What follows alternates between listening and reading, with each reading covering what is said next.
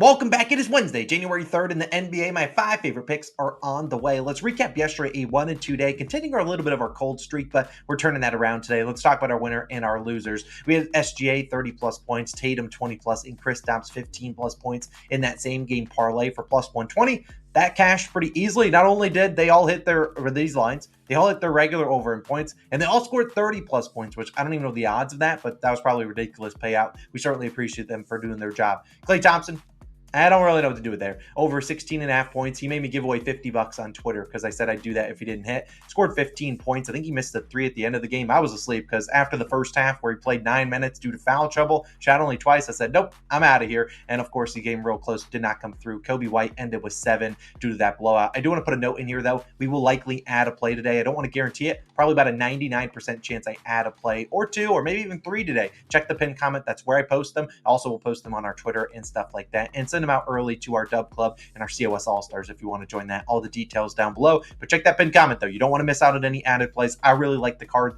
today that we have in this video. I got 5 picks, but I also really like a lot of the other games that I will not be talking about in today's video. But there's a lot of games on today's slate. I really like the slate we have. Let's dive into the picks, though. Reminder, pinned comment. If there is an added play, which I can't guarantee it, probably about a 99% chance, though. So check the pinned comment. If I do add a play, I'll post it well before game time. I'm going to try to get them all out by 12 p.m. noon Eastern time. But let's dive into the picks, though, today. We're going to start with the first one, a 1.5 unit play. It is Jalen Johnson of the Atlanta Hawks over 11.5 rebounds plus assists, minus 135 on Bet365. Now, I don't love playing a ton of juice like this, which is why I kind of put 1.5 units to kind of eliminate that juice on there. But I would play this at 12.5 for just 1 unit. You'd probably hopefully get plus money there, which is kind of what I would want. I was going to take the 12.5, but it was not a line that was offered. All books at 11.5. Now, since his return back from injury for the Hawks, Jalen Johnson was out a few weeks, and since his return, been playing really well. He's had 9 rebounds and 4 assists, 15 and 4, 13 and 4, and he's played 29, 35, and 37 minutes, going over in all 3 games pretty easily. We need 12 rebounds plus assists today. He's at 13, 19, and 17.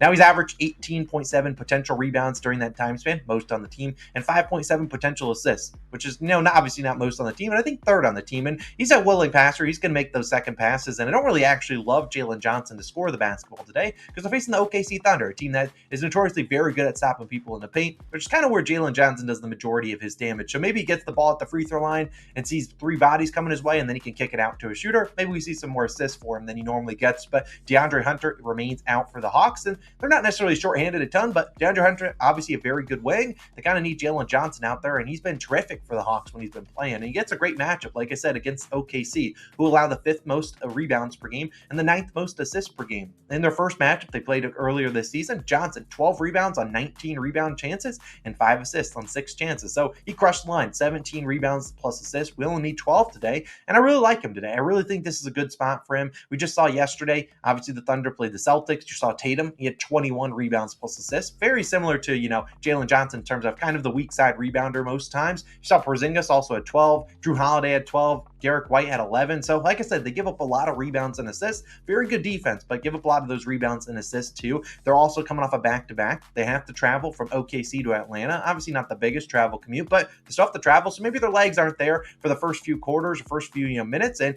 we could see maybe some more rebound opportunities for Jalen Johnson down below. Chet Holmgren also going to take Clint Capella out away from the paint. Maybe Clint's late on some contests there. I really do think that Jalen Johnson does a great job at piling up the rebounds tonight, but also like him as a willing passer. I'll take his over 11.5 rebounds plus assists for 1.5 units. I just don't think this line should be 11.5. I think it should be 12.5 for a little bit of plus money. Heck, I think it should be 12.5, like minus 110. But let's dive into my second pick of the day. It's going to be a guy that we like betting on. He's been pretty good for us before. It's Tyler Hero, the Miami Heat, over 33.5 points, rebounds, and assists. PRA is minus 115 on DraftKings. Now, this is playable to 34.5. If you're like Austin, I don't have points, rebounds, and assists. Which one do you like the most? I like his points the most. I also like his rebounds, though, too. And obviously, Hero could have those games where he gets, 6 to 10 assists, too, which is why I like the PRAs. But typically, if Hero is going to hit a PRA line at 33.5, going to need at least 20 plus points. And we've seen Hero in the Heat coming off of a terrible loss by, I think, 17. A very uncompetitive game against the Clippers. Hero, 12 points on 4 of 13 shooting, 6 rebounds and 6 assists, good for 24 PRAs. Now, that's not going to cut it today. And I expect him to be a little bit more aggressive tonight against the Lakers.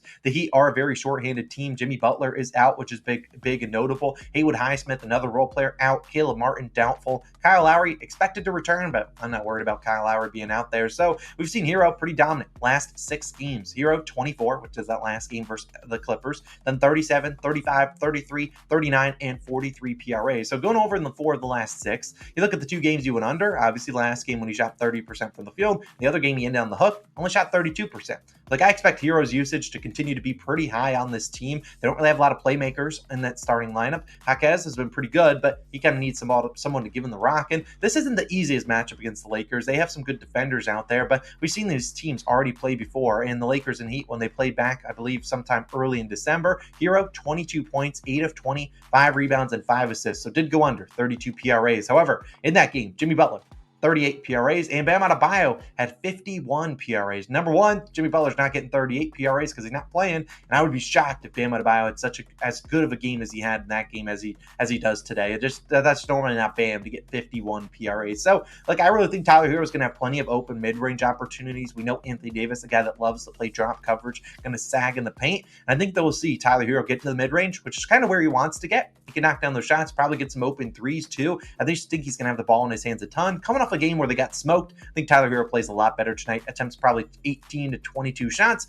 Hopefully he shoots pretty well, but I think he can fill up the stat sheet, can get 10 rebounds or 10 assists on any given night. I like the PRAs for Hero instead of points tonight. Give me his over 33.5 points, rebounds, and assists. Now my third play is going to be one that you probably could have guessed before even clicking on the video. This is a guy that I said we would be playing yesterday. It's Jalen Brunson over 32.5 points plus assists, minus 120 on PointsBet. Now typically for Jalen Brunson, I play just his points. But when we talk about assists, there's a reason I'm tacking it on here. I like this at 33.5. If you just want to play his points at 25.5, I don't hate that, but I think points plus assists is the better spot. Now, obviously, the Knicks made a trade. RJ Barrett and quickly sent to Toronto OG Anunoby back in the starting lineup. He played a lot of minutes. He'll probably play a lot of minutes tonight. But in that first game, Brunson, 16 points. I talked about it. 5 of 23 shooting. A terrible game. He missed a ton of gimmies. 14 assists though on 22 or 23 potential assists. The potential assists were out the wazoo. And that was against a very good defense. The Timberwolves, number 1 defensive rating in the NBA. Today they get the Bulls, number 14. Now the Bulls, I will admit that this would have been a 2-unit play had it not been against the Bulls, because the Bulls actually are a very good defensive team against guards. However, I'm just confident Brunson gets the usage and is very efficient tonight. I think the potential assist should be off the charts again to do too. And we've seen, by shipping off quickly and Barrett, there's a lot of usage to go around. Barrett was actually a guy that had about the same usage percentage as Jalen Brunson. Just inserting RJ or OG Anunoby in here, much lower usage guy, and also a very good, assist guy. A guy that is going to make those cuts to the basket, can go and dunk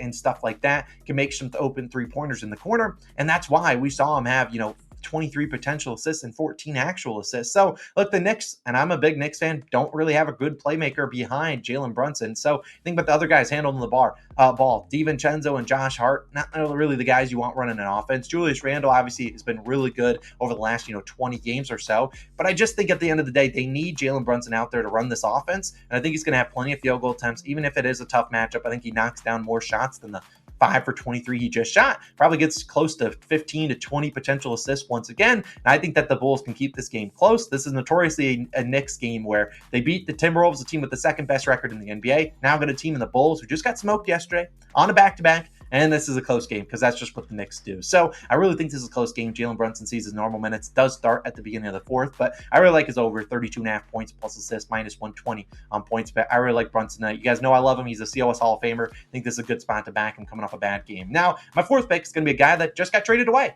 and it was from the Knicks to the Raptors. It's Emmanuel Quickley of the Toronto Raptors, now over 15.5 points, minus 110 on DraftKings. Now, before you jump up to 16.5, take a peek at either his points plus rebounds or his points plus assist line. I'd rather those than taking a 16.5 points line. That's just my personal preference. And if you want to take lay a little bit of juice on his 15 plus points, you can certainly do that. Now, obviously, Quickley shipped off to the Raptors, and in his first game with them, he scored 14 points, did shoot 5 of 13 in 28 minutes. And you look at the other guys in his lineup, Siakam, 36 points. Now, I put Siakam there, and it doesn't necessarily correlate to Quickley's performance.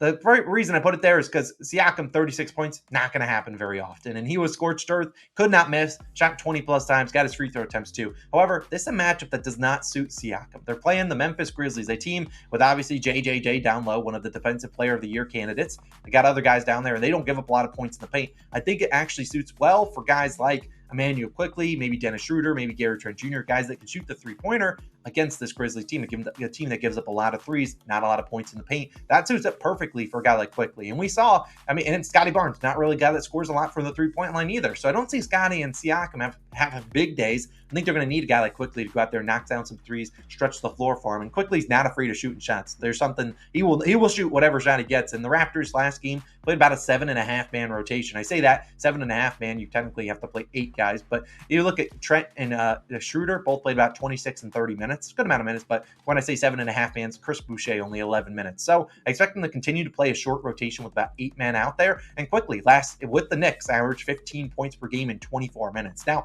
played 28 minutes in his first game. Obviously, he's going to probably have a higher usage on this team than he would have had at New York with Brunson and Randall out there. So I really like this matchup for him. I think against the Grizzlies, he's going to get those field goal attempts. It also came off a 38% game last game, so probably shoots a little bit better here. And if he shoots, I think this honestly comes down to how efficient that Quickly shoots. I don't think it comes down to, hey, he doesn't get the shot attempts. I'm pretty confident he does, because we've seen guards have pretty good success against Memphis. And here's some stats for you. In December, 18 guards shot it between 12 to 16 times versus Memphis. 11 of those 18 hit this over, 15.5 points, scored 16. Of the 7 unders, 6 of them shot below 40%, so they have bad shooting games. In my opinion, Quickly is probably going to end most likely in that 12 to 16 window. He's probably going to shoot about 14, 15 times a game, especially in a good matchup like this where it's not a great matchup for his other teammates. Now, if there is a window where Quickly shoots 17 plus times, probably be for about 99% sure, not 90%, but 99, but probably 85, 90% sure if he's shooting 17 times, very good chance he already has 16 points, so we don't have to worry about it. But I think he's going to kind of end in that sweet spot where he shoots, 14-ish times a game, gets to the free throw line a few times, and you just have to pick and choose your spots.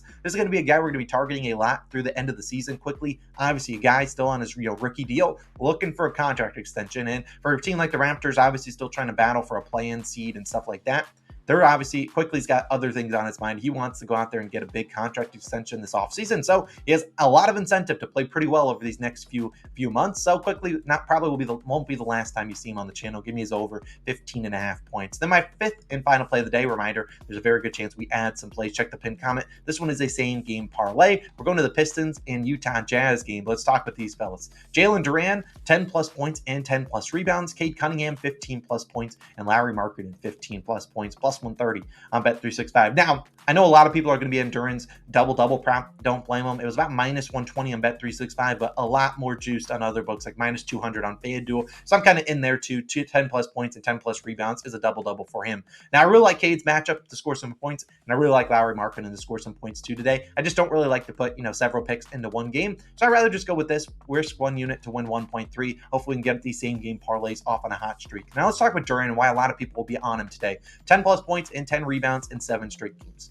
Now, prior to last game, he had actually played 30 plus minutes in 6 straight, still only played 22 minutes and got the job done against the Rockets. But this is a guy that does have a double-double in all 10 games this season with 30 or more minutes. And I think this game is close-ish against the Jazz. Now, obviously the Jazz could smoke them. They just smoked the Mavericks. They could do that again. But we've still seen, obviously Jalen Duran has still gotten the job done even in lowered minutes. But with Isaiah Stewart still out, this is a guy that's going to play a lot of minutes. This is a Jazz team that's struggling against guys that roll into the basket. So guys like Duran, who really aren't going to, post up, maybe give him a dream shake. That's not Jalen Duran, at least not at this point in his NBA career. This is a guy that's getting a lot of dishes from Cade Cunningham, going up, lob dunks, all of that stuff, or getting some offensive rebounds and putting them in. I like this matchup for him to get 10 points and 10 rebounds, a double-double. Now, why do we like Cade and Lowry to score 15 points? Well, Cade, normally pretty consistent, 15 points in 28 of 33 games this season. Did shoot 3 for 16 last game. Terrible game. I just think he plays better. Did score 28 points versus Utah on December 21st.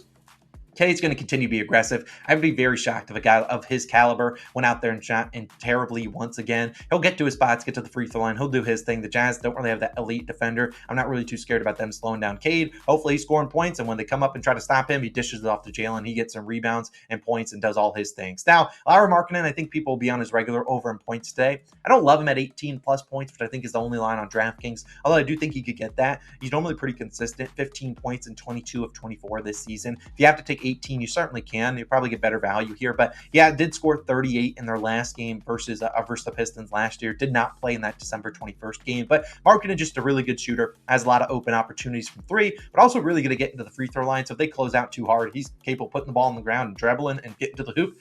I really don't think the Pistons have an answer if he drives to the hoop.